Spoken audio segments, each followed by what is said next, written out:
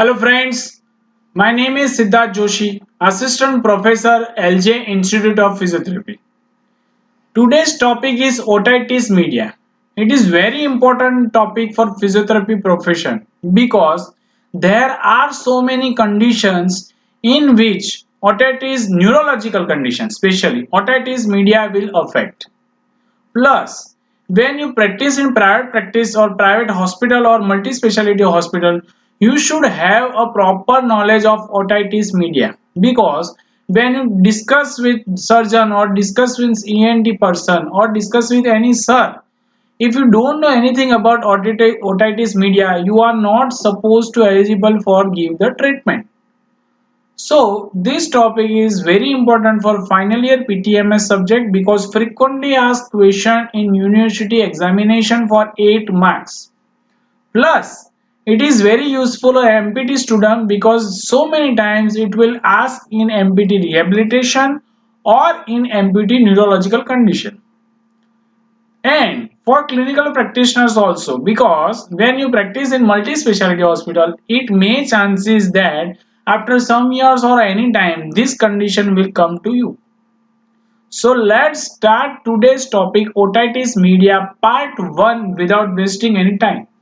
So otitis media, acute suppurative otitis media. Definition: it is an acute pyogenic infection of the mucosa of the middle ear cleft. See, middle ear cleft. Before you start this video, first go for anatomy of ear. Because once you very powerful in anatomy of ear, you can easily go with the otitis media and where it is affected. So one more time I want to repeat, it is an acute pyogenic infection of the mucosa of the middle ear cleft. Etiology: age, any but more common in children. Sex: male is equal to female. Geographic variation: none. Reduced vitality: atmospheric pressure changes as during flying and diving. Yes, sometimes when you travel by plane, you have a depth sound or you have a like some pressure changes during flying or diving when scuba diving also. So it is very important. Upper respiratory tract infection is also a main cause. There are chances because in this condition also after some times there are seen acute suppurative otitis media. And swimming and swimmers, these are very prone to this condition.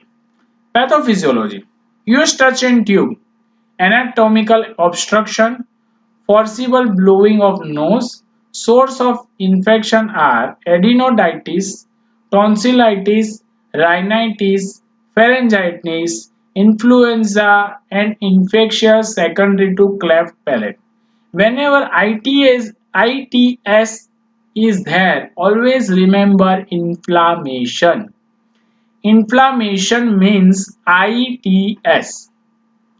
Feeding an infant with a bottle in supine position may permit contaminated milk to enter the tube. Okay, so these are the pathophysiology. External ear. Following traumatic rupture of the tympanic membrane, head injury, fracture of temporal bone, hematogenous spread. The causative organisms are as follow: Streptococcus hemolysis, Staphylococcus aureus, Haemophilus influenza, Pneumococcus, non-hemolytic Streptococcus. These are the causative organisms. Investigation. How investigation is useful? So, in investigation, test of hearing. This is very important. Tuning fork test and audiometry. Tuning fork test you learn in the first year physiology, theory and practical both. Microbiological test on the ear discharge and radiography. Radiography you can easily understand and see the exact mechanism of that particular Then treatment. How treatment? Then obviously infection is there, problem is there, then automatically antibiotic will start. So systematic broad spectrum antibiotics, that is penicillin, ampicillin, amoxicillin, nasal decongestants, systemic decongestants, NSAIDs and rest. And in the local, ear drops or oral surgical myoglotomy. These are the treatment. Now, before we start chronic otitis media in the second video, what is the physiotherapy management of this condition? So, I again want to say prevention is better than cure. So, in this condition, you go with the symptomatic treatment. Whatever symptoms happen, you are supposed to give treatment. Plus, in this condition, there are of chances of neuromuscular incoordination.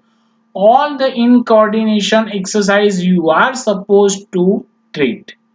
All the Frankel exercise, all the task oriented treatment exercise you are supposed to treat. This patient is not directly come to physiotherapy department. So whenever ENT refer to this patient, you assess in a proper way, you read all the file, you see the patient, how it may be the plan, and go for tailor-made exercise. Means a particular patient you are supposed to plan a particular treatment.